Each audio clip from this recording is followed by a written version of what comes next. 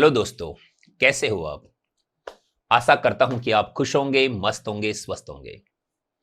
सभी को नमस्कार, सभी को राम राम। आज का अपना टॉपिक है इलेक्ट्रोस्टैटिक्स और इस यूनिट से आए हुए उन सभी सवालों के बारे में अपन जिक्र करने वाले हैं जो आरपीएससी ने ग्रेड फर्स्ट के एग्जाम में अब तक पूछे हैं। बिल्कुल, इलेक्ट्रोस्टैटिक्स मतलब 12वीं क्लास का पहला और दूसरा चैप्टर, एनसीईआरटी का पहला और दूसरा चैप्टर दोनों कवर हो रहे हैं। मतलब 11th का पोर्शन अपना कंप्लीट हो चुका है और 12th के पोर्शन में अपन आ चुके हैं। और हां, ये यूनिट ग्रेड फर्स्ट वालों के लिए जितनी इंपॉर्टेंट है उतनी ही इंपॉर्टेंट ग्रेड सेकंड वालों के लिए भी है। तो ग्रेड सेकंड में ये यूनिट है, पहले यहां से कैपेसिटर हटा दिया गया था लेकिन अब कैपेसिटर को वापस जोड़ दिया गया है। तो आज अपन लगभग 25 सवाल सोल्व करने वाले हैं। सारे के सारे सवाल आपके कोर्स में हैं।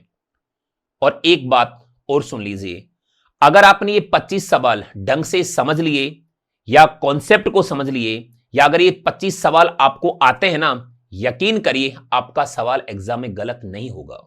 बिल्कुल सोचो यार, 25 सवाल आ गए, ग्रेड फर्स्ट में पूछे गए 25 सवाल आ गए। कुछ सवाल तो सीधे सीधे बिना तोड़ मरोड़ के पूछ लेता है वो। चलो ठीक है, तो अब अपन इस यूनिट को आगे बढ़ाते हैं, इन सवालों को सोल्व करते हैं। आओ देखते हैं कि उस एग्जाम में क्या पूछा गया था और सही आंसर क्या है। एक बार फिर बोल रहा हूं, रजिस्टर और पेन उठा लीजिए और इन सवालों को कहीं ना कहीं आप नोट जरूर करिए। बिल्कुल बहुत फायदा होगा। आओ इस सवाल को देखो आप। यह सवाल आरपीएससी द्वारा 2011 में पूछा गया है। सवाल क्या है पढ़िए, बाकी मैं पढ़ ही रहा हूं। सवाल है, निर्वात में रखे दो आवेशों के मध्य विद्युतीय बल लग रहा है। दोनों आवेशों के मध्य तांबे की पट्टी रख दी जाती है। अब विद्युतीय बल क्या होगा। मतलब दो आवेशों के मध्य विद्युतीय बल, मतलब कूलाम बल की बात कर रहा है ये। और हमें एक चीज आनी चाहिए, एक सूत्र हमें पता होना चाहिए, और वो ये कि माध्यम में कूलाम बल बराबर निर्वात में कूलाम बल अपॉन एप्सिलॉन आर। और ये एप्सिलॉन आर क्या है, ये है माध्यम का पैरा विद्युतांक, डाई इलेक्ट्रिक कांस्टेंट। और डाई इलेक्ट्रिक कांस्टेंट धातु के लिए, मेटल के लिए, मतलब तांबे के लिए इनफाइनाइट होता है, अनंत होता है। इसकी वैल्यू अनंत है, किसके लिए, तांबे की पट्टी के लिए। तो आप सोचिए इसका आंसर क्या हो जाएगा, 0 हो जाएगा और इसका आंसर 0 होगा। बहुत सरल, बहुत ही आसान। आगे बढ़िए। यह सवाल देखिए, यह भी आरपीएससी द्वारा 2011 में पूछा गया सवाल है। सवाल पढ़िए आप। एक प्रोटॉन के आवेश के तुल्य धनात्मक आवेश एक एंगस्ट्रम व्यास के एक छल्ले पर समान रूप से फैला है। छल्ले के केंद्र पर विभव होगा। ऑप्शन आपके सामने है। सवाल क्या कह रहा है सुनो। वो कहता है कि एक छल्ला, मतलब आप रिंग समझो, मतलब आप तो वलय समझो, इस पर आवेश है Q, मान लीजिए इसकी त्रिज्या है R, और कहता है कि छल्ले के केंद्र पर विभव का मान क्या होगा। तो भाई हमें छल्ले के केंद्र पर विभव का मान क्या होता है वो सूत्र पता होना चाहिए। अब वो सूत्र क्या है, आओ देखो, V equal to KQ upon R। बस वैल्यू पुट करनी है, आंसर फाइंड करना है। आओ K की बात करें तो सबको पता है इसकी वैल्यू होती है 9 into 10⁹ newton into metre square upon coulomb square, मतलब एमकेएस पद्धति में, एसआई पद्धति में। ठीक है। चार्ज की बात करो, यहां चार्ज लेना है प्रोटॉन के आवेश के तुल्य। तो प्रोटॉन का आवेश होता है 1.6 गुणा 10 की पावर -19 कूलाम। बस ये वैल्यू पुट करनी है। 1.6 इंटू 10⁻⁻19 आइए आर की वैल्यू देखो, वो कहता है कि व्यास यानी कि डायामीटर वो 1 एंगस्ट्रम है, मतलब 10 की पावर माइनस 10 मीटर है। पर ये तो व्यास है, हमें त्रिज्या चाहिए। वास्तव में त्रिज्या की जो वैल्यू होगी वो व्यास का आधा, तो 10 की पावर माइनस 2, व्यास का आधा मतलब 10 की पावर माइनस में 10/2, बस ये वैल्यू पुट करनी है। तो 10 की पावर माइनस 10 और ये बटा 2, ये आ जाएगा मीटर में। बस अपन को सोल्व करना है और विभव का मान वोल्ट में प्राप्त करना है। दोबारा सुनिए, एक वलय, एक रिंग, एक छल्ला जिस पर कैपिटल क्यू आवेश है, जिसकी त्रिज्या आर है, इसके सेंटर पर विद्युत विभव का सूत्र होता है के क्यू अपॉन आर। के की वैल्यू हमें पता है, चार्ज उसने दे रखा है, त्रिज्या उसने दे रखी है, बस अपन को सोल्व करना है। जहां तक अपन देख पा रहे हैं ये 10 की पावर 9, 10 की पावर माइनस 19 और 10 की पावर माइनस 10, ये जो 10 की पावर वाली जो डिजिट है ना वो तो कैंसिल हो जाएंगे, एक दूसरे को कैंसिल कर देंगी। और अगर अपन यहां देखें तो 9 इंटू 1.6 इंटू 2, जब आप इसको सॉल्व करोगे यकीन करो इसका आंसर 28.8 वोल्ट आएगा और इसका आंसर होगा ए वाला। बहुत सरल, बहुत ही आसान। आगे बढ़िए, अब इस सवाल को देखिए आप। निम्न समूह की तुल्य धारिता है, बस इक्विवेलेंट कैपेसिटेंसी पूछ रहा है ये, ठीक है। यहां एक संधारित्र C1 है, इसे आप C2 कह दीजिए, इसे आप C3 कह दीजिए, और कहता है कि तुल्य धारिता का मान क्या होगा। हमें पता होना चाहिए कि तुल्य धारिता के लिए श्रेणी क्रम का सूत्र क्या होता है, समांतर क्रम का सूत्र क्या होता है। आगे भी अपन को जरूरत पड़ने वाली है, चलो मैं बता देता हूं, पहले ही मैं बता देता हूं। अगर संधारित्र श्रेणी क्रम में जुड़े हों C1 C2 कुछ इस तरीके से, तो यहां C इक्विवेलेंट का जो सूत्र बनता है वो 1/C1 प्लस 1/C2। और आज के बाद अगर दो ही कैपेसिटर हो, श्रेणी क्रम में जुड़े हुए हों, तो तुल्य धारिता के लिए एक सूत्र हमें याद होना चाहिए। हालांकि सूत्र यही है, लेकिन इससे भी थोड़ा सा और आसान किया गया है, और वो ये C इक्विवेलेंट एक बार ऊपर गुणा कर देना और एक बार नीचे जोड़ देना, बस इसका हल करने पर यह आता है। तो आज के बाद हमें यह याद रखना है, मतलब दो कैपेसिटर C1 और C2 श्रेणी क्रम में जुड़े हैं, तो तुल्य धारिता का मान ऊपर तो गुणा करना है C1 इंटू C2 और नीचे जोड़ना है C1 प्लस C2, तो वो C इक्विवेलेंट में बदल जाएगा। इससे हमारा टाइम बचेगा, ठीक है। ये कहानी है सीरीज कॉम्बिनेशन के लिए, श्रेणी क्रम के लिए। समांतर क्रम की बात करें तो अगर कैपेसिटर समांतर क्रम में जुड़े हों, ये धारिता C1, इसकी धारिता यानी कि कैपेसिटेंसी C2, तो यहां C इक्विवेलेंट आता है C1 प्लस C2। ये छोटी छोटी बातें हैं लेकिन हमें पता होनी चाहिए, पर पता तब होगी जब ये सब हमारा पढ़ा हुआ हो, ठीक है। चलो आओ देखो, अब इस सवाल की बात करते हैं। इसको तो भूल जाइए, अब देखो ये कितना आसान है, आप तो इसे भी भूल जाइए। हमें पता है कि यार ये दोनों तो हैं श्रेणी क्रम में, फिर इनका जो भी आएगा, इनका जो रिजल्टेंट आएगा वास्तव में वो इसके समांतर क्रम में होगा। पता करो यार, देखें ये 10 माइक्रोफेरेड और 5 माइक्रोफेरेड जो कि सीरीज कॉम्बिनेशन में है, इनके लिए इक्विवेलेंट कैपेसिटेंसी क्या होगी। तो हमारी आदत में होना चाहिए सीरीज कॉम्बिनेशन के लिए C इक्विवेलेंट इक्वल टू एक बार तो गुणा करना है, नीचे जोड़ना है, तो 10 गुणा 5, 10 प्लस 5, 50/15। यकीन करो इसका मान 3.33 और ये माइक्रोफेरेड में आ जाएगा। ओके, मतलब इसे आप यूं समझिए, इसके लिए आ रहा है 3.33 माइक्रोफेरेड। इसके पैरेलल में कौन है, 4 माइक्रोफेरेड, और पैरेलल में अपन जोड़ते हैं, समांतर क्रम में जोड़ते हैं, तो ये आ जाएगा 4 माइक्रोफेरेड। और जब आप सोल्व करोगे तो 7.33 माइक्रोफेरेड इसका आंसर होगा, और इसका आंसर फर्स्ट आएगा। बहुत ही सरल, बहुत ही आसान। आगे बढ़िए, अब इस सवाल को देखो, आरपीएससी द्वारा 2011 में पूछा गया सवाल है। देखिए, एक गोलीय संधारित्र की त्रिज्याएं 0.5 व 0.6 मीटर हैं। ये 0.6 मीटर समझो। गोले के खाली स्थान को 6 पैराविद्युतांक वाले माध्यम से पूर्ण रूप से भर दिया जाता है। संधारित्र की धारिता क्या होगी? हमें गोलीय संधारित्र की धारिता का सूत्र आना चाहिए। गोलीय संधारित्र की धारिता का सूत्र क्या होता है वो सुनो। गोलीय संधारित्र की धारिता का सूत्र C बराबर 4 pi epsilon note epsilon R R1 R2 upon R2 minus R1। ये फॉर्मूला, ये सूत्र हमें पता होना चाहिए। गोलीय संधारित्र के बारे में मैं दो बातें और कर लेता हूं। गोलीय संधारित्र में वास्तव में दो गोले होते हैं।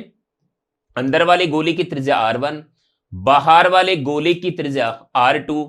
अंदर वाले को आवेश देते हैं तो बाहर वाले गोले पर आंतरिक सतह पर माइनस आवेश प्रेरित हो जाता है, जबकि बाहरी सतह पर प्लस आवेश प्रेरित हो जाता है। पर इसको अगर अपन अर्थ कर दें तो बाहर वाला आवेश पृथ्वी में चला जाता है। इस प्रकार की युक्ति को अपन गोलीय संधारित्र कहते हैं। और क्या बोला? वो कहता है कि इनके मध्य कोई माध्यम भी भर दिया गया है जिसका पैराविद्युतांक एप्सिलॉन R है और इसकी वैल्यू 6 दे रखी है। इसकी धारिता का सूत्र पूछ रहा है। और गोलीय संधारित्र की धारिता का सूत्र यह होता है, जब अपन सोल्व करते हैं तब अपन ऐसा सूत्र प्राप्त करते हैं। आपको ये डायरेक्ट याद रखना है। आओ देखो, इसको अपन और ऐसे भी लिख सकते हैं। ये जो 4 पाई एप्सिलॉन नोट है ना, इसको अपन 1/k भी कह सकते हैं। तो ये एप्सिलॉन R बाई k ऐसा होगा। ऐसा नहीं कि वहां वैल्यू पुट करके अपन फाइंड नहीं कर सकते, पर ये थोड़ा आसान हो जाएगा। और मैंने ये ऐसा इसलिए लिखा है कि k की वैल्यू होती है 1/4 पाई एप्सिलॉन नोट। तो 4 pi epsilon naught equal to 1/k, बस वही मैंने लिखा है। ठीक है, बस वैल्यू पुट करो। C equal to epsilon R 6 है, k की value 9 into 10⁻⁹, R1 0.5, R2 0.6, R2 minus R1 0.1। यकीन करो जब आप सोल्व करोगे ना तो इसका आंसर आएगा, पॉइंट से पॉइंट चला जाएगा। ठीक है, फिर ये 3 आ जाएगा, 3 को इससे काटेंगे। जब इसको अपन सोल्व करेंगे तो संधारित्र की जो धारिता हमें प्राप्त होगी वो आएगी 2 गुणा 10⁻⁹ फेरड। और इसका आंसर होगा सेकंड वाला। बहुत सरल, बहुत ही आसान है। बस हमें यह सूत्र पता होना चाहिए। गोलीय संधारित्र की धारिता का सूत्र यह होता है, यह हमें आना ही चाहिए। चलो आगे बढ़ते हैं। इस सवाल को देखो। एक संधारित्र का विभवांतर 15 वोल्ट से 30 वोल्ट बढ़ाने के लिए W कार्य किया गया है। इसी संधारित्र का विभवांतर 30 वोल्ट से 60 वोल्ट करने के लिए किया गया कार्य होगा। इसके लिए भी हमें बस सूत्र पता होना चाहिए कि संधारित्र की प्लेटों को V1 से V2 विभवांतर दिया जाए तो किया गया कार्य कितना होगा। आओ देखो, वैसे सवाल आप एक बार पढ़ लीजिए, सवाल समझ में आ ही गया होगा। सवाल क्या कह रहा है? 15 वोल्ट से 30 वोल्ट बढ़ाने में कार्य होता है W, तो इसी संधारित्र का विभवांतर 30 वोल्ट से 60 वोल्ट करने के लिए किया गया कार्य क्या होगा। तो एक बात याद रखिए, संधारित्र की प्लेटों पर V1 से V2 विभवांतर उत्पन्न करने के लिए किए गए कार्य का जो सूत्र होता है वो W बराबर 1/2C और ये V2 square minus V1 square होता है। मतलब हम ये कह सकते हैं W समानुपाती V2 square minus V1 square, क्योंकि कैपेसिटर तो वही है। अब आप आसानी से सोल्व कर सकते हो, बस वैल्यू पुट करनी है। सोचो 15 से 30 वोल्ट बढ़ाने में कार्य W है, तो अपन मान लेते हैं कि 30 वोल्ट से 60 वोल्ट करने के लिए किए गए कार्य का मान W डैश है। तो देखो कैसे लिखा जाएगा, W डैश अपॉन W बराबर V2 square minus V1 square, यहां मैं जो देख पा रहा हूं ना 60 का होल स्क्वायर माइनस 30 का होल स्क्वायर, और यहां आएगा 30 का होल स्क्वायर माइनस 15 का होल स्क्वायर। थोड़ा दिमाग लगाइए, थोड़ा सोचिए, वास्तव में ऐसी ही वैल्यू पुट की जाएगी यहां, और जब आप इसको सोल्व करते हो तो इसका आंसर 4/1 आएगा, मतलब W dash equal to 4W होगा, और यही हमारा आंसर होगा, और इसका आंसर 4W होगा। यह सवाल आरपीएससी द्वारा 2013 में पूछा गया है। सवाल पढ़िए। एक बंद सतह के अंदर की ओर तथा बाहर की ओर का विद्युत फ्लक्स क्रम से इतना और इतना न्यूटन मीटर स्क्वायर पर कूलम है। सतह के अंदर नेट आवेश कितना होगा? मतलब क्या दिया है, एक बंद सतह के अंदर की ओर यानी कि इनपुट फ्लक्स यानी कि निवेशी फ्लक्स वो है 8 गुणा 10 की पावर 3, और बाहर की ओर मतलब आउटपुट फ्लक्स मतलब निर्गत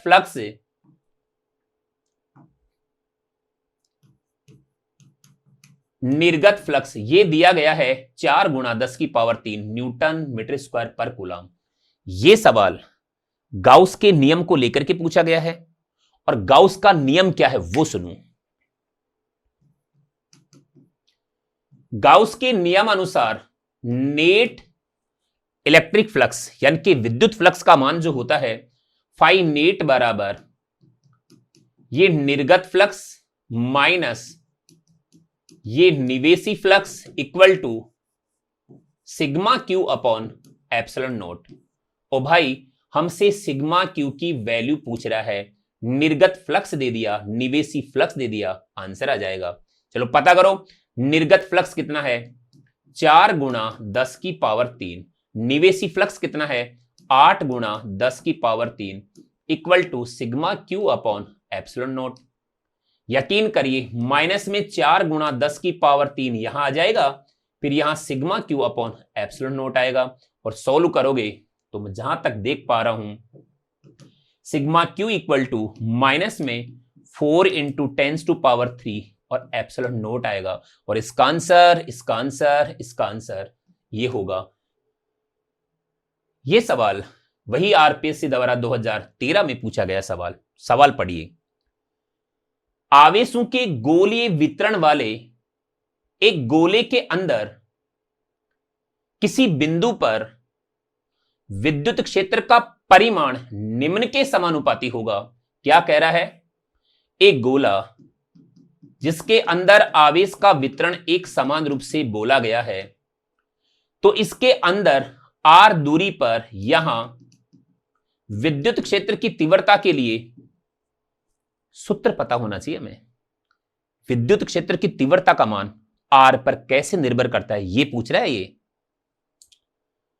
वास्तव में ये जो गोला है ना, ये गोला है समरूप आवेशित अचालक गोला, क्योंकि गोले के अंदर आवेश का वितरण तभी होगा जब गोला ठोस भी हो और अचालक भी हो, क्योंकि चालक गोले में तो दिया गया संपूर्ण आवेश उसकी बाहरी सतह पर आ जाता है, अंदर आवेश का मान 0 होता है और वहां अंदर विद्युत क्षेत्र की तीव्रता का मान 0 होता है। पर आज ऐसा नहीं होगा। सवाल पढ़िए, आवेशों के गोलीय वितरण वाले एक गोले के अंदर, मतलब गोलीय वितरण है मतलब गोले के अंदर भी आवेश का वितरण है, गोले के अंदर किसी बिंदु पर विद्युत क्षेत्र का परिमाण निम्न के समानुपाती होगा। तो ध्यान से सुनिए, हम सबको पता है कि यहां समरूप आवेशित ठोस अचालक गोले के अंदर विद्युत क्षेत्र की तीव्रता का सूत्र E इन बराबर के Q upon R cube small r कुछ इस तरीके से होता है।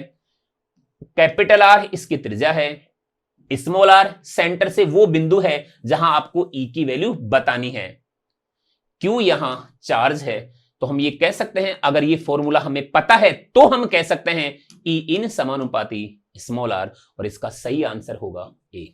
अब इस सवाल को देखो, आरपीएससी द्वारा 2013 में पूछा गया सवाल क्या है, दिए गए द्विध्रुव के कारण अक्षीय रेखा पर x दूरी पर स्थित बिंदु पर विद्युत क्षेत्र का परिमाण E है, तो इसी द्विध्रुव के कारण निरक्ष बिंदु पर x दूरी पर स्थित बिंदु पर विद्युत क्षेत्र का परिमाण क्या होगा?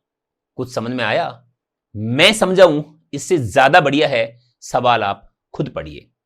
कुछ इसी लैंग्वेज में, वहां हिंदी मीडियम में तो इसी लैंग्वेज में पूछेगा। ओके, वैसे सवाल क्या कह रहा है मैं समझाता हूं आपको। विद्युत द्विध्रुव को लेकर के पूछा गया ये सवाल है। ये विद्युत द्विध्रुव है, यहां पर माइनस क्यू ले लिया, ये प्लस क्यू ले लिया, सेंटर पॉइंट O ले लिया, इनके बीच की दूरी का मान अपन 2a लेते हैं।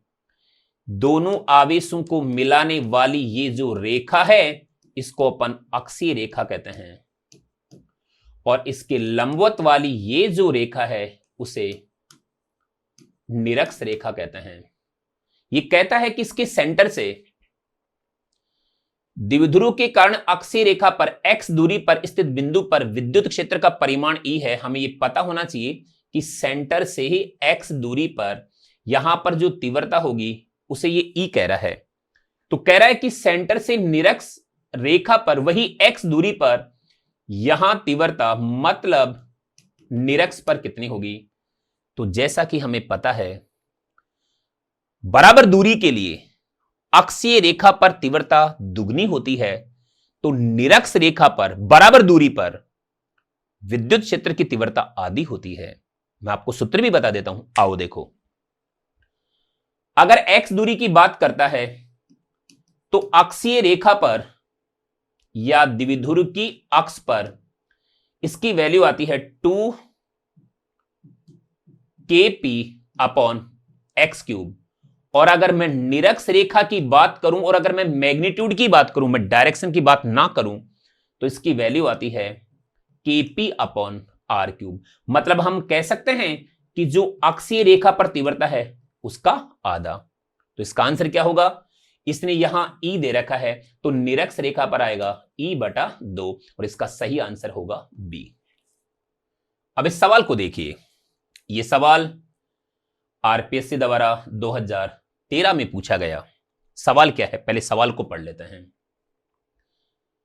एक समांतर प्लेट संधारित्र मतलब पैरेलल प्लेट कैपेसिटर जिसकी प्लेटों के मध्य हवा है की धारिता 8 पिकोफैरेड है। यदि इस संधारित्र की प्लेटों के मध्य की दूरी को आधा कर उनके मध्य के स्थान को पैराविद्युतांक 6 के पैराविद्युत को भर दिया जाए तो नई धारिता क्या होगी? चलो मैं बताता हूं क्या कह रहा है सवाल। यह कह रहा है कि एक समांतर प्लेट संधारित्र है, पहले प्लेटों के मध्य हवा भरी है। यदि प्लेटों के बीच की दूरी आधी कर दें और पैराविद्युतांक 6 वाला कोई माध्यम रख दें तो अब नई धारिता का मान क्या होगा? यदि पहले धारिता का मान 8 पिकोफैरेड था। चलो सॉल्व करते हैं तो और भी समझ में आएगा। आइए, हमें पता होना चाहिए कि यह है समांतर प्लेट संधारित्र। दो प्लेटें होती हैं, एक पर प्लस क्यू आवेश, एक पर माइनस क्यू आवेश। प्लेटों के बीच की दूरी का मान d होता है और एरिया a होता है। अगर हवा भरी हुई है तो हवा के लिए एप्सिलॉन r की वैल्यू 1 होती है, और फिर माध्यम भर दिया जाए तो फिर धारिता का मान कुछ अलग आता है, मतलब बढ़ जाता है। कितना बढ़ता है, क्या सूत्र होता है, आओ देखो। हमें एक सूत्र पता होना चाहिए, वो ये समांतर प्लेट संधारित्र की धारिता का सूत्र C बराबर epsilon note A/d into epsilon r और समीकरण नंबर 1। हवा के लिए एप्सिलॉन r की वैल्यू लगभग 1 होती है, और मान लीजिए कि पहले धारिता का मान C है और C की वैल्यू यहां 8 पिकोफैरेड है। अब क्या कहता है कि प्लेटों के बीच की दूरी आधा कर दिया, एप्सिलॉन r का मान 6 गुना कर दिया, ये कह रहा है वो। अब सुनिए, C डैश बराबर एप्सिलॉन नोट, एरिया चेंज नहीं कर रहा, बीच की दूरी का मान आधा कर रहा है तो आधा लिख दीजिए, और एप्सिलॉन r की जगह 6 एप्सिलॉन r बोल रहा है। भाई बस इसको सॉल्व करना है। यकीन करो जब आप इसे सोल्व करोगे तो इसका आंसर आएगा एप्सिलॉन नोट ए डी ये एप्सिलॉन आर गुणा 12। मतलब आप समझिए पहली जो धारिता है ना इसका 12 गुना होगा। पहली धारिता 8 पिको फेरेड है तो आज धारिता 12 गुनी होगी। मतलब C डैश बराबर C इंटू 12 मतलब 8 इंटू 12 और 8 को अगर 12 से गुणा करते हैं तो यह आएगा 96 पिको फेरेड और इसका सही आंसर होगा बी। बहुत सरल, बहुत ही आसान, बस ये बात अपन को पता होनी चाहिए थी। अब इस सवाल को देखो, ये सवाल आरपीएससी द्वारा 2015 में पूछा गया सवाल है। सवाल क्या कहता है, ए भुजा के एक वर्ग के 3 कोणों पर क्यू कूलाम के 3 आवेश रखे हैं, चौथे कोने पर विद्युत क्षेत्र की तीव्रता का परिमाण इनमें से क्या होगा। बहुत बढ़िया सवाल, बहुत बढ़िया सवाल। आसान तो मैं नहीं कहूंगा पर यह सवाल मुश्किल भी नहीं है। अगर हमें वेक्टर एडिशन की एबीसीडी पता हो, सदिश योग की एबीसीडी पता हो तो यह सवाल हमारे लिए बहुत आसान है। आओ देखो बताता हूं सवाल कह क्या रहा है उसे समझिए। पहले ए भुजा का कोई वर्ग है, इसके 3 कोनों पर यहां प्लस क्यू, यहां प्लस क्यू, चलो यहां प्लस क्यू, 3 कोनों पर क्यू कूलाम के 3 आवेश रखे हैं, चौथे कोने पर विद्युत क्षेत्र की तीव्रता बतानी है। मतलब इस पॉइंट पर विद्युत क्षेत्र की तीव्रता बतानी है और विद्युत क्षेत्र की तीव्रता एक सदिश राशि है। तो देखो क्या करना है, पहले आप इस आवेश की वजह से इस बिंदु पर पता करो तो वास्तव में ई वेक्टर की जो डायरेक्शन होगी वो इधर होगी और इसका मैग्नीट्यूड होगा के क्यू अपॉन ए स्क्वायर। क्योंकि हमें पता होना चाहिए कि बिंदुवत आवेश के कारण आर दूरी पर तीव्रता, ये बिंदुवत आवेश है, आर दूरी पर तीव्रता के क्यू अपॉन आर स्क्वायर। बस यहां आर की जगह आज हमें ए लेना पड़ रहा है, ए लेना पड़ रहा है तो ये ए स्क्वायर होगा। यही हमने लिया है के क्यू अपॉन ए स्क्वायर। पहले इस आवेश की बात करो, अब इसकी वजह से तीव्रता की डायरेक्शन ऊपर की ओर होगी और मैग्नीट्यूड आज भी ई ही रहेगा और वैल्यू वही के क्यू अपॉन ए स्क्वायर। इसकी वजह से तीव्रता इधर, इसकी वजह से तीव्रता इधर और परिमाण बराबर, मैग्नीट्यूड बराबर, ये भी ई है वो भी ई है और इनके बीच का कोण 90 डिग्री है। इनका रिजल्टेंट क्या होगा, √2e। ये बात हमें वेक्टर एडिशन से पता होनी चाहिए, ये बात हमें वेक्टर एडिशन की एबीसीडी से पता होना चाहिए। यहां ई है, यहां ई है, 90 डिग्री का एंगल है तो वास्तव में इनका जो रिजल्टेंट आएगा वो आएगा √2e और इस डायरेक्शन में आएगा। ठीक है, पर ये जो रिजल्टेंट आया है ये इन दोनों की वजह से आया है। ये वास्तव में इस चार्ज और इस चार्ज की वजह से जो इंटेंसिटी अपन को मिली है ना उनका रिजल्टेंट है। ये भी तो बच रहा है, बिल्कुल। इसकी वजह से जो इंटेंसिटी आएगी इनके अलावा होगी। पता है क्यों, क्योंकि ये डिस्टेंस ए है, ये डिस्टेंस ए है, पर इस चार्ज से इस पॉइंट की डिस्टेंस ए नहीं होगी बल्कि √2a होगी। और इस चार्ज की वजह से जो इंटेंसिटी मिलेगी उसे क्यों ना हम आज ई डैश कह दें और ई डैश की डायरेक्शन वही होगी जो √2e की डायरेक्शन है। आज इस पॉइंट पर जो अपन को रिजल्टेंट इंटेंसिटी मिलेगी वो मिलेगी √2e plus e dash, answer आ जाएगा। और ये जितनी भी बातें मैंने बोली है ना, ये बातें आज तो समझाने की नहीं है। आज का मतलब ये कि अगर वेक्टर एक बार अपन पढ़ चुके हैं तो अब ये सारी चीजें हमारी अंगुलियों पर और टिप्स पे होनी चाहिए। ठीक, आओ करते हैं बात। अब इस पॉइंट पर जो नेट इंटेंसिटी अपन को बतानी है, ई नेट इक्वल टू वो होगा √2e plus e dash. Value put करो, ये √2e की वैल्यू देखो वही के क्यू अपॉन ए स्क्वायर प्लस ई डैश की वैल्यू, मतलब इस चार्ज की वजह से इस पॉइंट पर इंटेंसिटी जो अपन ने ई डैश लिया है, क्या आएगा भाई, के आएगा, क्यू आएगा अपॉन आर स्क्वायर आएगा। r यहां दूरी है, तो यहां से यहां तक की दूरी a नहीं है, √2a है।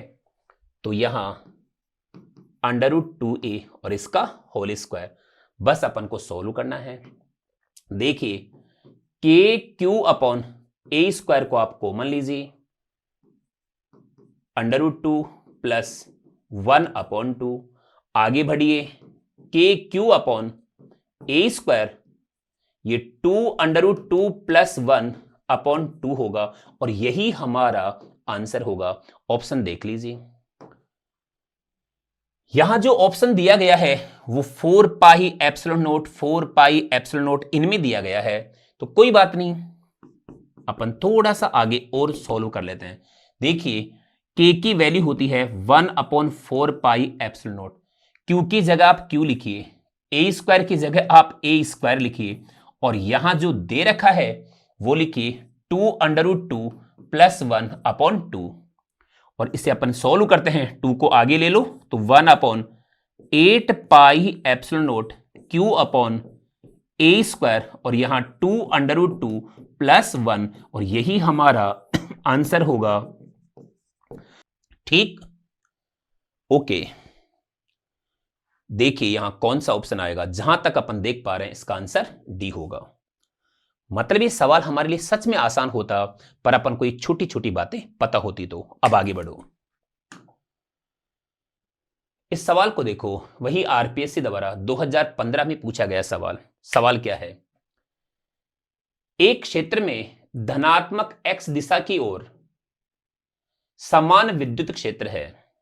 ओके, माना ए मूल बिंदु है, ठीक है, बी एक्स अक्ष पर 1 सेंटीमीटर पर बिंदु है, ठीक है, तथा सी वाई अक्ष पर y बराबर 1 सेंटीमीटर पर बिंदु है। ओके, तो बिंदु ए बी व सी पर विभव के लिए इनमें से क्या सही होगा। सवाल एक बार आप खुद पढ़ो। वैसे मैं समझाता हूं सवाल क्या है। सवाल बहुत आसान है। सवाल कुछ ऐसा है, ये मूल बिंदु है जिसे ये ए कह रहा है, ये x और ये y अक्ष है। ओके, ये कहता है मूल बिंदु से यहां वही कितने सेंटीमीटर, 1 सेंटीमीटर, 1 सेंटीमीटर पर कोई बिंदु B है और ऊपर की ओर भी 1 सेंटीमीटर पर बिंदु C है। मतलब ये भी है 1 सेंटीमीटर, ये भी है 1 सेंटीमीटर। बिंदु A मूल बिंदु पे है, C कुछ यहां है, B कुछ यहां है, और यहां विद्युत क्षेत्र है वो धनात्मक x दिशा में है। मतलब विद्युत क्षेत्र की डायरेक्शन इधर है, कुछ इस तरीके से। अब कहता है कि विभव का मान कहां पर ज्यादा कहां पर कम। तो एक बात हमें पता होनी चाहिए, विद्युत बल रेखाएं उच्च विभव से निम्न विभव की ओर गति करती हैं, ज्यादा विभव से कम विभव की ओर गति करती हैं। तो सुनो, यहां पोटेंशियल ज्यादा होगा, कम होगा, कम होगा, कम होगा, कम होगा, कम होगा, और जहां तक मैं यहां देख पा रहा हूं ए और सी पर तो बराबर होगा और बी पर कम होगा। मतलब यहां VA इक्वल टू VC होगा और VB इनसे कम होगा। मतलब पॉइंट बी पर पोटेंशियल ए से भी कम, सी से भी कम, पर ए और सी पर क्या होगा, बराबर होगा। ए और सी ये जो लाइन है, इस लाइन पर हर एक पॉइंट पर विभव एक समान होगा, अगर विद्युत क्षेत्र एक समान है तो। ठीक है, अपन सम विभव पृष्ठ इक्वी पोटेंशियल सरफेस भी पढ़ते हैं, तो यहां आप इसे तो समतल सम विभव पृष्ठ जैसा भी कुछ कह सकते हो। तो यहां पर विभव बराबर होगा, लेकिन आगे जाते हैं तो विभव कम होगा। तो इसका अब आंसर देख लीजिए, ए पर विभव कम, बी पर ज्यादा, गलत। ए पर ज्यादा, बी पर कम, सही। और ए पर कम, सी पर ज्यादा, ये भी गलत और ये भी गलत। मतलब ए और सी पर तो विभव बराबर होगा और बी पर इनसे कम होगा। तो हमारा सही आंसर कौन सा होगा, बी होगा। उम्मीद करता हूं बात समझ में आई होगी। आगे बढ़ो, ये देखिए आरपीएससी द्वारा 2015 में पूछा गया सवाल, बहुत बढ़िया सवाल। एक आवेश कैपिटल क्यू को स्मॉल क्यू व क्यू माइनस स्मॉल क्यू आवेशों के दो हिस्सों में विभक्त कर कुछ निश्चित दूरी पर रखते हैं। इनमें प्रतिकर्षण बल अधिकतम होगा जब स्मॉल क्यू की वैल्यू क्या हो। तो एक छोटी सी बात पता होनी चाहिए, और छोटी सी बात ये कि कैपिटल क्यू आवेश है, इसको दो भागों में बांटा है, Q1 और Q2 में, और निश्चित दूरी R पर रख दिया गया है। इनके मध्य लगने वाले बल का मान मैक्सिमम हो, इसके लिए जरूरी शर्त है कि Q1 बराबर Q2 हो, मतलब ये दोनों आवेश बिल्कुल बराबर हों, दोनों बराबर भी हो और Q बटा 2 भी हो। तो अब आप समझ सकते हो कि इसका आंसर क्या होगा। वास्तव में ये जो Q1 है, जिसको स्मॉल q बोला है, इसकी वैल्यू Q/2, इसकी वैल्यू भी भैया Q/2, और इसका सही आंसर होगा C वाला। उम्मीद करता हूं बात समझ में आई होगी। ये कौन से मेथड से आता है कि आप बराबर कर रहे हो? बहुत सारे मेथड हैं। रीजनिंग वाला मेथड भी आप काम में ले सकते हो कि अगर दो राशियों का योग हमेशा कांस्टेंट है तो इनका गुणनफल तब मैक्सिमम होता है जब इन दोनों की वैल्यू बराबर होती है। इसके अलावा एक डिफरेंशिएशन यानी कि अवकलन का सूत्र भी काम में लेते हैं, लेकिन जब अपन को सीधा सीधा आंसर आ सकता है, सीधा सीधा अपन याद कर सकते हैं, तो अवकलन समाकलन की क्या जरूरत पड़ गई। मतलब ध्यान क्या रखना आपको, कैपिटल क्यू आवेश है, इसे दो भागों में काट कर बांट कर निश्चित दूरी पर रख दिया गया है। ये Q1 और ये Q2, इनके बीच की दूरी का मान R है, इनके मध्य लगने वाले बल का मान मैक्सिमम हो, इसके लिए जरूरी शर्त है कि दोनों आवेश बराबर हों और कैपिटल क्यू का आधा हो। और सुनो, यही सवाल हमें गुरुत्वाकर्षण वाले चैप्टर में भी पूछ सकता है, पूछ सकता था, पूछेगा। वो क्या, बस यहां अपन ने आवेश लिया है, वो कहेगा कैपिटल M द्रव्यमान, इसको दो टुकड़ों में तोड़ा, M1 और M2 में, और एक निश्चित दूरी R पर रख दिया गया है। इनके मध्य लगने वाले आकर्षण बल का मान ज्यादा से ज्यादा हो, इसके लिए शर्त क्या होगी, तब हमें जवाब देना होगा M1 बराबर M2 बराबर कैपिटल M/2। बस ये हमें याद रखना है, ठीक है। फिर कभी बात करेंगे अगर किसी और मेथड के बारे में कभी जरूरत पड़ी तो। आगे बढ़ो। यह सवाल आरपीएससी द्वारा 2015 में पूछा गया सवाल कहता है, दो विलगित धात्विक गोलों की धारिताएं क्रम से, यहां 4 मत लेना, 5 माइक्रोफेरड व 3 माइक्रोफेरड है। इन्हें क्रम से 500 वोल्ट व 300 वोल्ट तक आवेशित किया जाता है तथा फिर एक चालक तार से जोड़ दिया जाता है। उभयनिष्ठ विभव क्या होगा, कॉमन वोल्टेज क्या होगा। मतलब ये दो अलग अलग गोले दिए हैं, दोनों की धारिताएं अलग अलग हैं, दोनों पर विभव भी अलग अलग हैं, इन्हें किसी तार से जोड़ दिया गया है, तो फिर उभयनिष्ठ विभव का मान क्या होगा। तो देखो, उभयनिष्ठ विभव के लिए सूत्र जो हम लेते हैं, इसे आप यूं समझिए, ऐसा ऐसा, धारिता C1 धारिता C2, विभव V1 विभव V2 किसी तार से जोड़ दिया जाता है। तार से जोड़ने पर आवेश का पुनर्वितरण होता है, और वो तब तक होता है जब तक कि विभव बराबर ना हो जाए। और जो विभव बराबर होगा, जो कॉमन वोल्टेज होगा, उसका सूत्र होगा, ध्यान दीजिए, V इक्वल टू होगा C1V1 plus C2V2 upon C1 plus C2। ये फॉर्मूला, ये सूत्र हमें याद होना चाहिए। बस वैल्यू पुट करो, C1 5 माइक्रोफेरेड, आप माइक्रोफेरेड को माइक्रोफेरेड में रहने दो, टेंशन लेने की जरूरत ना है। ये 5, V1 कितना है 500, C2 कितना है 3 माइक्रोफेरेड, और V2 कितना है 300, और इनको जब जोड़ोगे तो 5 और 3 कितना होगा 8 माइक्रोफेरेड। तो वो ऊपर माइक्रोफेरेड और नीचे माइक्रोफेरेड एक दूसरे को कैंसिल कर देंगे, तो ज्यादा टेंशन लेने की जरूरत ना है। जहां तक मैं देख पा रहा हूं, ये 2500, ये 2500, ये 900 बटा 8, तो ये 3400 बटा 8, और अगर आप सोल्व करोगे तो इसका आंसर आएगा 425 वोल्ट। यही हमारा आंसर होगा। कौन सा वाला, सी वाला हमारा आंसर होगा। बहुत सरल, बहुत आसान। आगे बढ़ो। यह सवाल भी आरपीएससी द्वारा 2015 में पूछा गया सवाल है। सोचो इस यूनिट से कितने सारे सवाल आते हैं यार। 2011 में इतने सवाल, फिर 13 में, अब 15 में देखो। मतलब टोटल अगर मैं देखूं तो एवरेज अगर अपन बात करें ना तो 4 सवाल आते हैं, इसे मान लो आप। हर एक एग्जाम में इलेक्ट्रोस्टैटिक्स को लेकर के लगभग 4 सवाल पूछे जाते हैं। चलो आओ इस सवाल की बात करते हैं। सवाल है, प्रत्येक 1 माइक्रोफेरेड मान के 3 संधारित्र समांतर क्रम में जोड़े जाते हैं। 2 माइक्रोफेरेड मान का एक दूसरा संधारित्र इस संयोजन के श्रेणी क्रम में जोड़ा जाता है। तंत्र की परिणामी धारिता क्या होगी? चलो मैं समझाता हूं क्या कह रहा है।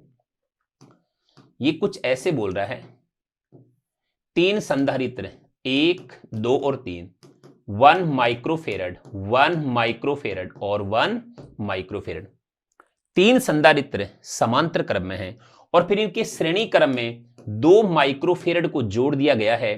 तो x और y के मध्य तुल्य धारिता का मान बताना है, CXY अपन को बताना है। शुरुआत में हमने बात की थी कि श्रेणी क्रम में और समांतर क्रम में धारिताओं के सूत्र क्या होते हैं। समांतर क्रम में तो जोड़ते हैं, तो देखो इसको अगर अपन थोड़ा सरल रूप में लिखें, तीनों समांतर क्रम में हैं और जोड़ा जाएगा तो इनके लिए इक्विवेलेंट कैपेसिटेंस आएगी 3 माइक्रोफेरेड। ये कितना है? 2 माइक्रोफेरेड। और ये 3 और 2 आज सीरीज कॉम्बिनेशन में होंगे और सीरीज कॉम्बिनेशन में अगर अपन को जल्दी सोल्व करना है तो क्या करते हैं? ऊपर गुणा करते हैं, नीचे जोड़ते हैं। तो आइए आप CXY इक्वल टू ऊपर गुणा करना है, नीचे जोड़ना है, मतलब 3 गुणा 2 और ये 3 प्लस 2 मतलब 6/5 और वही माइक्रोफेरेड। इसका आंसर 6/5 यानी कि बी होगा। बहुत सरल, बहुत आसान। आगे बढ़िए। निम्न में से कौन सा गुण चालक का नहीं है? कंडक्टर का कौन सा गुण नहीं है? आरपीएससी द्वारा 2015 में पूछा गया सवाल। आइए पढ़ो आप। चालक के अंदर विद्युत क्षेत्र शून्य होता है, सही बात। चालक की सतह पर विद्युत क्षेत्र लंबवत होता है, सही बात। चालक की सतह पर समविभव पृष्ठ है, बिल्कुल सही बात। चालक में कुल आवेश इसके आयतन में समान रूप से वितरित होता है, गलत बात। मैं समझाता हूं क्या कहना चाह रहा है। ये बात कर रहा है किसी चालक के लिए, आप इस चालक गोले की बात करो तो एक तो दिया गया संपूर्ण आवेश इसकी बाहरी सतह पर ही होगा,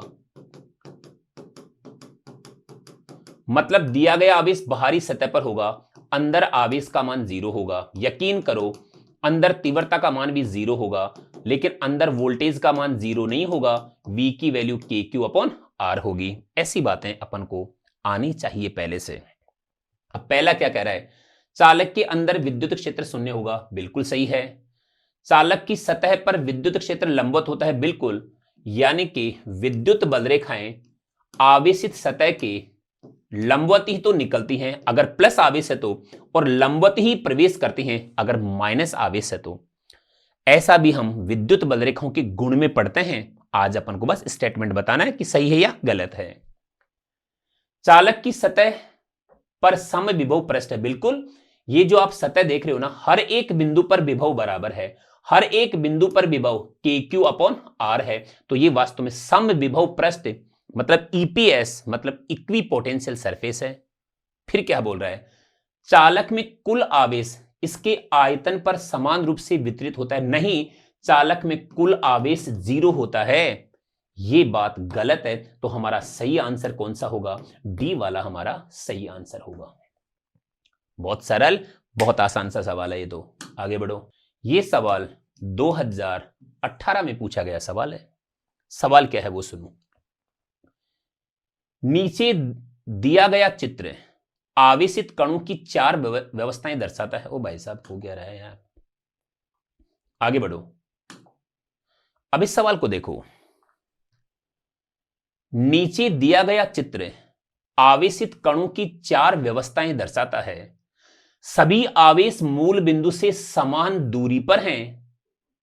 सबसे धनात्मक को पहले लेते हुए मूल बिंदु पर कुल विद्युत विभव V1, V2, V3 तथा V4 की स्थितियों के अनुसार क्रमित कीजिए। सवाल एक बार आप खुद देख लीजिए।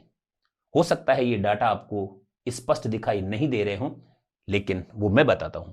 आओ देखो क्या कह रहा है। इस बिंदु पर विभव है V1 और यहां +2Q है और ये माइनस में 9Q है। इस बिंदु पर विभव है V2 और यहां आवेश माइनस में 2Q माइनस में 3Q। इस बिंदु पर विभव है V3 और आवेश है माइनस में 2 माइनस में 2 माइनस में 2 माइनस में 3। इस बिंदु पर विभव है V4 और आवेश है माइनस में 6 माइनस में 5 प्लस में Q और प्लस में 2Q। आपको बताना है हाई पोटेंशियल कहां है, लो पोटेंशियल कहां है। बिल्कुल, आओ देखो। हमें यह पता लग रहा है कि हां, आवेश अलग अलग हैं, कहीं पॉजिटिव तो कहीं नेगेटिव, कहीं 2 तो कहीं 3, कहीं 5 तो कहीं 6, लेकिन वो बराबर बराबर दूरी पे हैं। ये सवाल है electrical potential due to group of charges, मतलब आवेशों के समूह के कारण विद्युत विभव का मान। पर परिस्थितियां 4-4 बना दी उसने। मुश्किल है थोड़ा, लेकिन मुश्किल बस इतना है कि टाइम लग सकता है, बाकी ऐसा मुश्किल नहीं है कि सॉल्व नहीं होगा। आओ देखो, अगर अपन देखें तो यूं समझिए विद्युत विभव बराबर होता है KQ/R। और अगर सभी आवेशों की बात करें तो हम कह सकते हैं वही V1 + V2 + V3, लेकिन यहां कुछ सोचो, सभी आवेश बराबर बराबर दूरी पे हैं तो सुनना, K कांस्टेंट, दूरी सबके लिए कांस्टेंट। बस आपको यह ध्यान रखना है कि ये जो Q है ना, इसकी जगह आपको सिग्मा Q ले लेना है। बस इतनी सी बात आपको ध्यान रखनी है।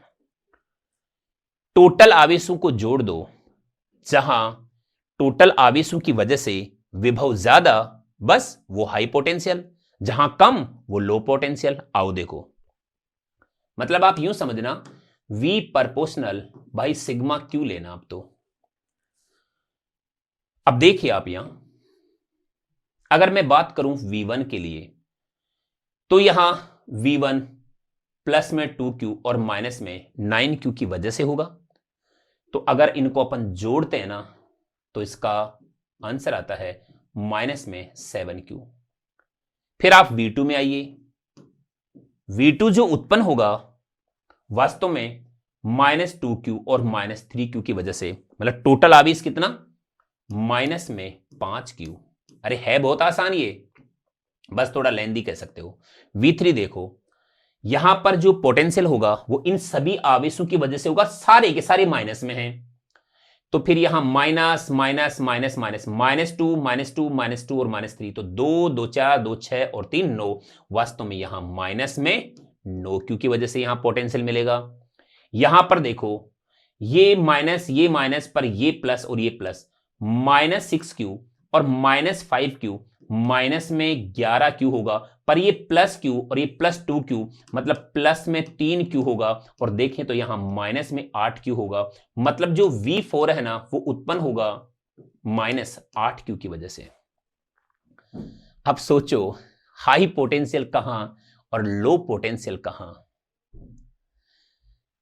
तो अगर आप ये सोच रहे हो कि V3 पर हाई पोटेंशियल होगा, हां परिमाण ज्यादा होगा, लेकिन वो माइनस में होगा, तो यहां V3 पर तो सबसे कम होगा। अगर बात करें हाई पोटेंशियल की, तो ध्यान दीजिए यहां V2 सबसे ज्यादा और V3 सबसे कम। जहां चार्ज आपको ज्यादा लग रहा है, वास्तव में वहां पोटेंशियल कम होगा। क्यों? क्योंकि वो चार्ज माइनस में है, तो पोटेंशियल नेगेटिव होगा। ओके, हाँ मैग्नीट्यूड ज्यादा होगा, लेकिन वो नेगेटिव होगा। अच्छा और सुनो सर, ये बात हमारे ऐसे पल्ले नहीं पड़ती। वैसे तो सुन लो आप, यहां ये V3 सबसे कम होगा इनमें और V2 सबसे ज्यादा होगा, पक्का है। तो V2 सबसे ज्यादा, V3 सबसे कम, V2 सबसे ज्यादा, नहीं ये भी गलत हो गया, V2 सबसे ज्यादा, V3 सबसे कम। वास्तव में इसका आंसर थर्ड होगा। चलो और सुनो, और बताता हूं कि हमारी ये बात दिमाग में बैठती नहीं है कि पहली बात तो अलग अलग, फिर माइनस में और दे दिया।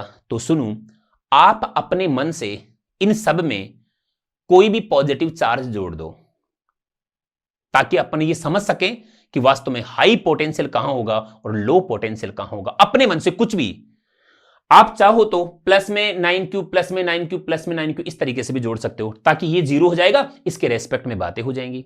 ऐसा कर सकते हैं अपन, बिल्कुल। अपने मन से चाहो तो आप प्लस में 10q जोड़ दो, 10q जोड़ सकते हो, फिर अपन सोल्व कर सकते हैं। ठीक है, चलो मैं प्लस में 9q जोड़ के देखता हूं।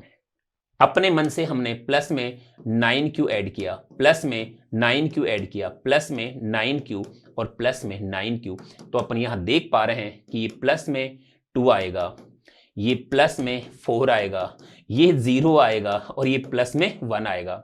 सोचो, हाई पोटेंशियल ये है और सबसे कम पोटेंशियल ये है। तो आज अगर अपन क्रम की बात करें, ओ भाई ये V1, ओ भाई ये V2 और ये V3 और ये V4, जहां तक मैं देख पा रहा हूं V2 सबसे ज्यादा, फिर उसके बाद में V1, फिर उसके बाद में V4 और सबसे कम कौन सा होगा? V3। यही हमारा आंसर होगा 2143, 2143 मतलब वही आंसर हमारा तीसरा होगा। अब इस सवाल को देखो, यह सवाल आरपीएससी द्वारा 2018 में पूछा गया सवाल है।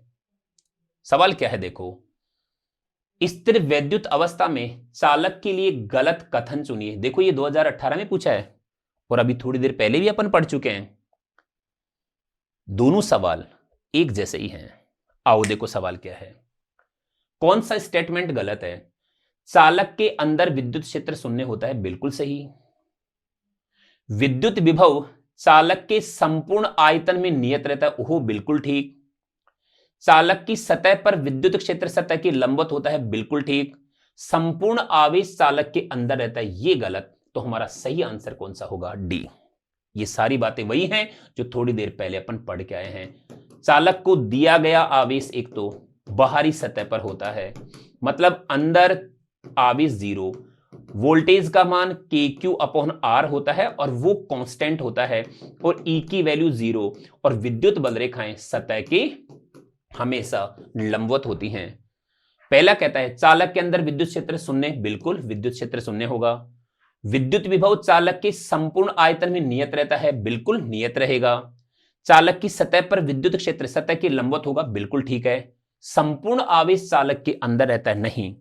किसी चालक को दिया गया संपूर्ण आवेश उसकी बाहरी सतह पर रहता है। तो हमारा सही आंसर कौन सा होगा? डी वाला। चलो आगे बढ़ते हैं। अब इस सवाल को देखिए आप। यह सवाल आरपीएससी द्वारा 2018 में पूछा गया सवाल है। एक समांतर प्लेट संधारित्र की प्लेटों के मध्य स्थान में एक समान विद्युत क्षेत्र E है। यदि प्लेटों के मध्य दूरी D तथा प्रत्येक प्लेट का क्षेत्रफल A है, तो संधारित्र में संग्रहित ऊर्जा कितनी होगी? संधारित्र में संचित ऊर्जा का मान क्या होगा? वैसे तो हमें सीधा सीधा पता होना चाहिए, वो क्या होगा? इसका आंसर जहां तक मैं देख पा रहा हूं ये होगा, मतलब 1/2 epsilon not E square into A और D। मतलब ये होती है एकांक आयतन में संचित ऊर्जा, और ये होती है ये वैल्यू है आयतन की। तो एकांक आयतन में संचित ऊर्जा अगर ये है और वहां प्लेटों के मध्य का आयतन ये है, तो इसका आंसर ये हो जाएगा। पहली बात तो ये कि हमें सीधा सीधा पता होना चाहिए। नहीं पता है तो आओ मैं समझाता हूं। ये है समांतर प्लेट संधारित्र, प्लेटों के बीच की दूरी का मान D है। यहां वही +Q वही -Q, प्लेटों के मध्य जो विद्युत क्षेत्र है वो E है। इसकी वैल्यू होती है वोल्टेज अपॉन डिस्टेंस D के एरिया, यहां A है, मतलब V = E इंटू डी भी कह सकते हैं। और यहां संचित ऊर्जा के लिए जो सूत्र काम में लेते हैं वो है 1/2 CV²। 1/2 समांतर प्लेट संधारित्र की धारिता का सूत्र होता है एप्सिलॉन नॉट A/D, और V की वैल्यू होती है E इंटू डी और इसका होल स्क्वायर। यकीन करो इसका आंसर आएगा 1/2 एप्सिलॉन नॉट E स्क्वायर और ये AD। यही हमारा आंसर होगा। इसका आंसर फर्स्ट होगा। चलो आगे बढ़ते हैं। अब इस सवाल को देखो।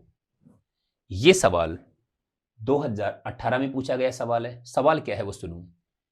चित्र में दिखाए अनुसार एक समांतर प्लेट संधारित्र में भिन्न पैरा वैद्युतों की दो परतें हैं, बैटरी से जोड़ने पर पैरा विद्युत परतों के मध्य विभवांतर का अनुपात क्या होगा? चलो मैं समझाता हूं क्या कह रहा है। वैसे डायग्राम भी एग्जामिनर ने खुद ने ही दिया था। ओके, तो सुनो, वो कहता है कि एक माध्यम जिसका पैरा विद्युतांक K1 है, दूसरा माध्यम जिसका पैरा विद्युतांक यानी कि डाई इलेक्ट्रिक कांस्टेंट वो क्या है, K2 है।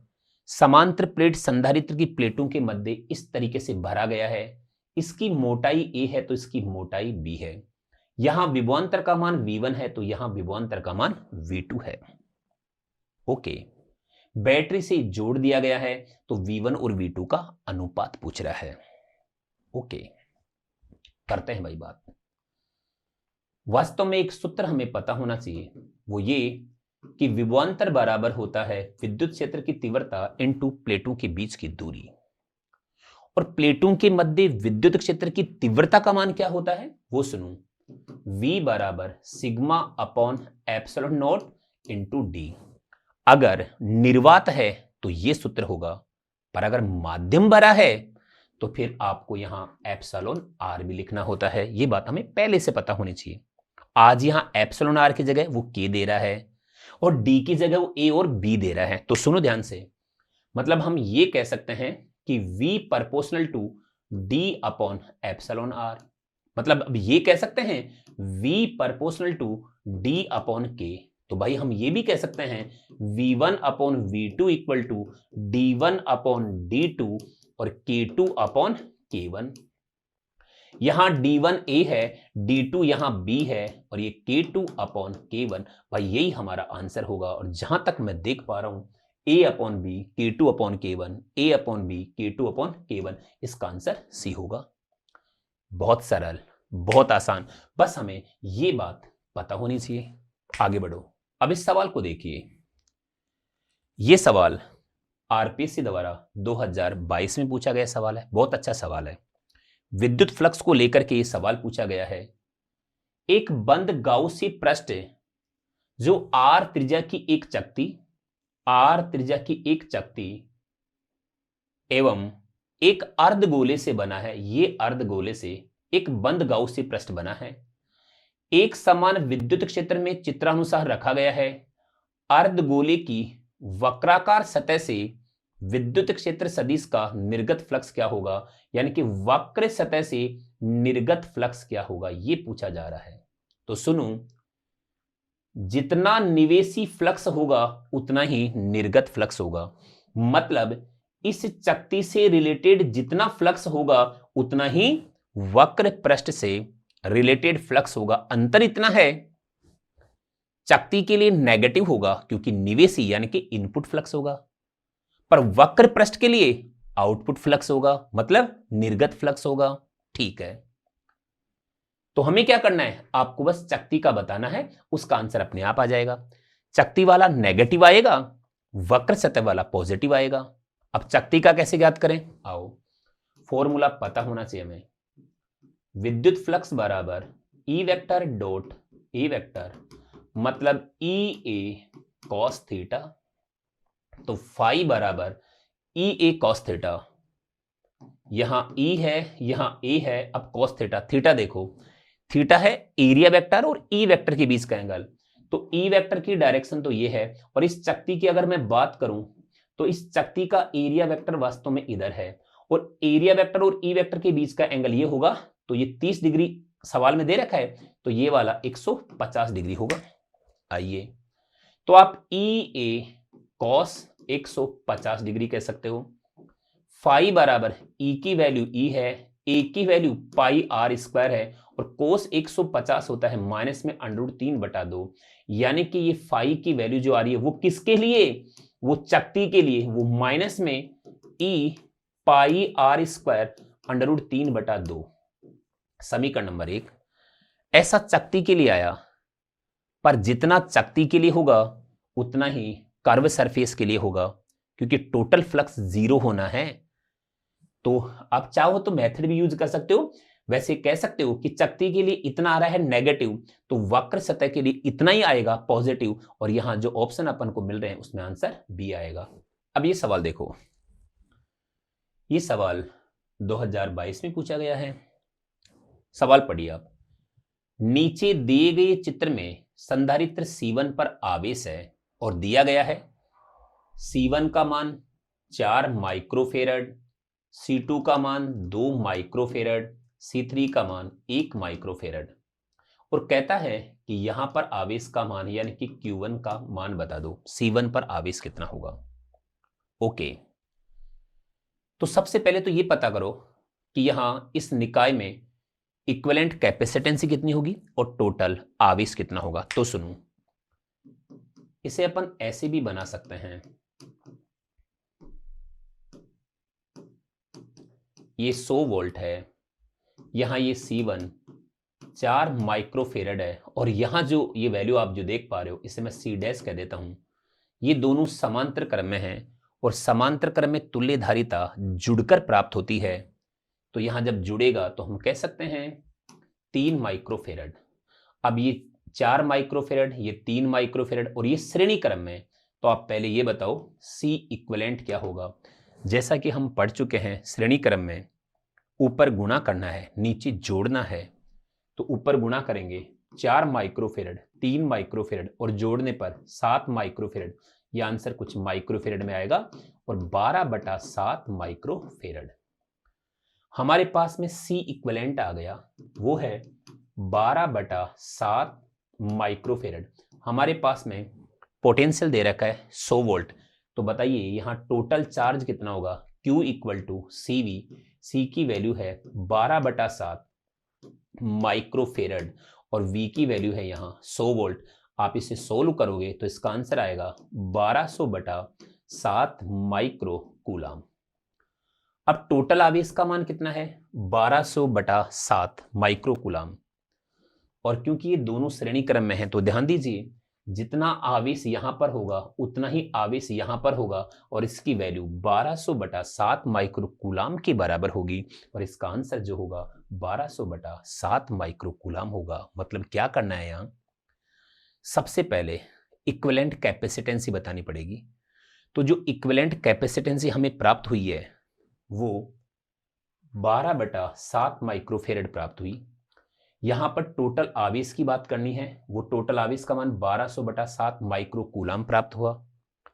और अगर श्रेणी क्रम की अपन बात करें तो श्रेणी क्रम में आवेश बिल्कुल बराबर होता है, समांतर क्रम में पोटेंशियल डिफरेंस बराबर होता है। तो जितना आवेश यहां होगा उतना ही आवेश यहां होगा, और इसका मान टोटल आवेश के बराबर ही होगा। ऐसी बात अपन को पता होनी चाहिए, और इसका सही आंसर अब बी होगा।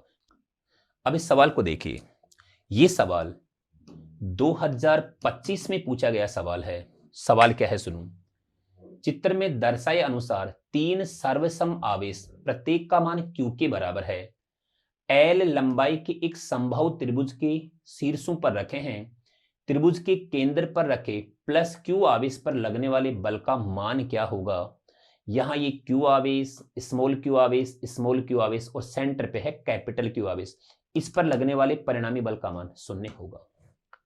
काश हमें वेक्टर एडिशन पता होता, वेक्टर एडिशन की ABCD पता होती, तो इसका आंसर बिना पेन उठाए अपन टप से बता देते कि इसका आंसर 0 न्यूटन होगा। कैसे होगा देखो बताता हूं।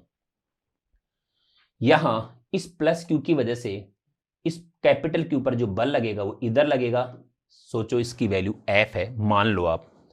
अगर ये F है तो इस आवेश की वजह से भी यहां पे बल लगेगा, इस डायरेक्शन में लगेगा, और मैग्नीट्यूड F ही रहेगा। और इस स्मॉल q की वजह से, इस आवेश की वजह से यहां पर जो बल लगेगा वो भी F ही रहेगा, लेकिन डायरेक्शन कहां रहेगी, डायरेक्शन नीचे रहेगी। मतलब आप समझो यहां पर 3 बल लग रहे हैं कुछ इस तरीके से, और ये तीनों बल 120 डिग्री, 120 डिग्री और 120 डिग्री के एंगल पे हैं। तो वास्तव में इनका जो रिजल्टेंट आएगा वो 0 आएगा। ऐसा अपन वेक्टर एडिशन से पढ़ते हैं। ठीक है, और सुनो, अगर एक समान परिमाण के 2 या 2 से ज्यादा बल किसी बिंदु पर सिमेट्रिकल पोजीशन में या सममित स्थिति में आरोपित हो, अध्यारोपित हों, आपतित हों, अप्लाई हो रहे हों, तो उनका रिजल्टेंट 0 आता है। इस वजह से इसका आंसर 0 होगा। और ज्यादा बातें अपन यहां नहीं करेंगे, आगे बढ़ते हैं। अब इस सवाल को देखो। अब ये सवाल क्या कह रहा है? ये सवाल 2025 में पूछा गया सवाल है। सवाल क्या है सुनो। एक पदार्थ जिसका पैराविद्युतांक के, एक पदार्थ की एक पट्टिका जिसका क्षेत्रफल समांतर पट्टिका संधारित्र की पट्टिकाओं के समान है, लेकिन मोटाई 3/4 डी है। डी यहां पट्टिकाओं के मध्य की दूरी है। इस पट्टिका को पट्टिकाओं के मध्य रखने पर नवीन धारिता इस प्रकार दी जाती है। यहां सी नोट मूल धारिता है। पट्टिका पट्टिका पट्टिका, एक बार इसे आराम से पढ़िए, लेकिन क्या करें, एग्जाम में इसी लैंग्वेज में दिया गया था। अब आओ देखो, मैं आपको समझाता हूं क्या कह रहा है। ये सवाल कुछ ऐसे कह रहा है। आपके पास में एक पैरेलल प्लेट कैपेसिटर है, प्लेटों के बीच की दूरी d है, और यहां अब एक माध्यम भर देता है। ये माध्यम भरता है 3/4 d दूरी का माध्यम भर देता है। बाकी जो बचा हुआ d/4 है, इसमें हवा ही भरी हुई है। और ये जो माध्यम भरता है, इसका डाई इलेक्ट्रिक कांस्टेंट k है। तो कहता है कि वास्तव में इसके लिए धारिता का मान क्या होगा। जबकि नवीन धारिता सी नोट है, मतलब epsilon naught a upon d, इसका मान सी नोट है। तो अब नवीन धारिता का मान क्या होगा?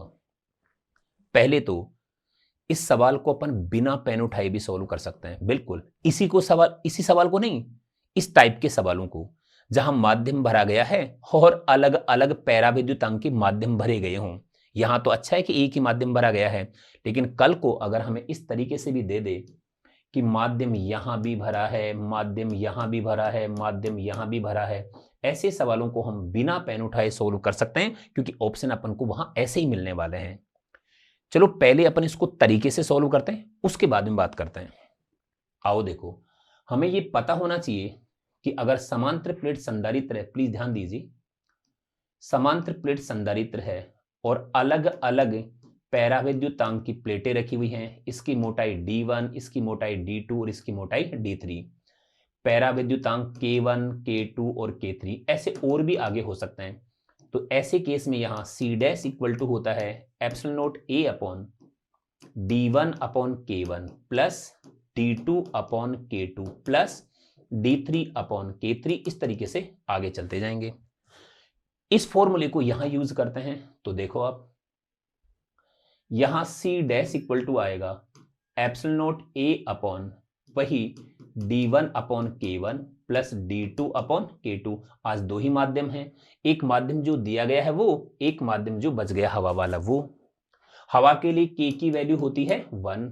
अब देखिए आप, c dash equal to epsilon naught a, d1 की वैल्यू d1 की वैल्यू 3d/4 और k तो यहां आएगा ही, k1 की वैल्यू k है यहां, समझिए। यहां k1 की वैल्यू k है तो k2 की वैल्यू यहां 1 है। फिर प्लस ये d2 की वैल्यू कितनी है d/4, तो ये d/4 और ये k2 की वैल्यू कितनी होगी 1। तो c डैश इक्वल टू वही एप्सिलॉन नोट a, यहां d/4 को मैं कॉमन ले लेता हूं, तो ये आया 3/k प्लस d/4 होने से बाहर लेने से 1 आ गया। चलो आगे बढ़ो, जहां तक मैं देख पा रहा हूं 4 आया, एप्सिलॉन नोट a आया, फिर ये d आया, यहां 3 प्लस k आया अपॉन k आया। सॉल्व करोगे इसे आप c नोट कह देना। 4 आया, c नोट आया, k आया और 3 प्लस k। वास्तव में इसका आंसर कौन सा हुआ? चौथा हुआ। अभी सर आप बता रहे थे कि बिना पेन उठाए सॉल्व कर सकते हैं। बिल्कुल, आपको क्या करना है जरा सोचो। यहां अगर मैं k की वैल्यू 1 कर दूं, यहां भी भाई k2 तो 1 है, पर अगर k1 की वैल्यू भी अगर मैं 1 कर दूं, तो आपको क्या लगता है अगर यहां भी अपन k1 की वैल्यू 1 कर दें तो इसका आंसर c नोट के बराबर हो जाना चाहिए, मानते हो? तो आप k की वैल्यू 1 करके देख लो, बस k की वैल्यू 1 करके देख लो, जिसमें भी आंसर c नोट आ जाएगा वही हमारा आंसर होगा। आप यहां 1 करके देखोगे तो वास्तव में यहां तो 2/3 आ रहा है, यहां 1 करके देखोगे 3/4 आ रहा है, यहां 1 करके देखोगे 1/4 आ रहा है, यहां 1 करके देखोगे वास्तव में c नोट ही आ रहा है और इसकी वैल्यू 1 ही आ रही है। मतलब k की वैल्यू अगर मैं 1 कर दूं तो c की वैल्यू क्या हो जाएगी? c note. बिना पेन उठाए सॉल्व कर सकते थे। अब इस सवाल को देखिए आप, ये सवाल भी 2025 में पूछा गया सवाल है। सवाल आराम से पढ़िए, बहुत आसान सा सवाल है। त्रिज्या r के एक समान आवेशित गोलीय कोश पर विचार करें, जिसके लिए पृष्ठ आवेश घनत्व सिग्मा है। गोले के आंतरिक तथा बाह्य बिंदु पर विद्युत विभव क्रमशः इस प्रकार दिए जाते हैं। यहां r गोले के केंद्र से बिंदु की दूरी है। क्या पूछ रहा है, सुनो। अपने पास में एक गोला दिया गया है, इसकी त्रिज्या कैपिटल R है, इसका सेंटर O है। एक बार तो हमें पूछा है कि सेंटर से R दूरी पर अंदर विभव कितना होगा। एक बार पूछा है सेंटर से वही R दूरी पर और बाहर किसी बिंदु पर विभव का मान क्या होगा, जबकि आवेश घनत्व का मान दिया गया है। समझो, आवेश Q है और आवेश घनत्व सिग्मा। हमें पता होना चाहिए सिग्मा क्या होता है। सिग्मा इक्वल टू आवेश बटा एरिया यानी कि 4 पाई आर स्क्वायर। तो जरूरत पड़ने पर Q की वैल्यू अपन sigma into 4 pi R square ले सकते हैं। इधर ले लेता हूं मैं, जो Q की वैल्यू है वो sigma into 4 pi R square ले सकते हैं। अब कुछ बातें हमें पता होनी चाहिए। देखो, नंबर 1 हमें पता होना चाहिए कि गोले के अंदर विभव कितना होता है। तो गोले के अंदर विभव V बराबर KQ upon capital R। K की वैल्यू है 1/4 पाई एप्सिलॉन नॉट। Q की वैल्यू है sigma into 4 pi R square upon R। 4 pi से 4 पाई कैंसिल हो जाएगा। वास्तव में सिग्मा अपॉन एप्सिलॉन नॉट और ऊपर रह जाएगा R। तो अंदर तो इतना होगा। चलो अपन बाहर की बात करते हैं। तो second point, V out equal to होता है KQ upon small r 1/4 pi epsilon naught. Q की जगह sigma into 4 pi R square और ये स्मॉल r, 4 पाई से 4 पाई कैंसिल हो गया। आंसर आया सिग्मा अपॉन एप्सिलॉन नॉट और ये R square upon small r। जहां तक मैं देख पा रहा हूं इसका answer sigma upon epsilon naught और r, sigma upon epsilon naught r, ये ठीक है। फिर सिग्मा आर स्क्वायर और ये, जहां तक मैं देख पा रहा हूं इसका आंसर सेकंड वाला होगा। इस प्रकार ये हमारे सवाल कंप्लीट हुए। अब अपन मिलते हैं अगले वीडियो के साथ, किसी नए टॉपिक के साथ। तब तक आप खुश रहिए, मस्त रहिए, स्वस्थ रहिए। श्री कृष्ण गोविंद हरि मुरारी, हे नाथ नारायण वासुदेवा। श्री कृष्ण भगवान की जय। Thank you.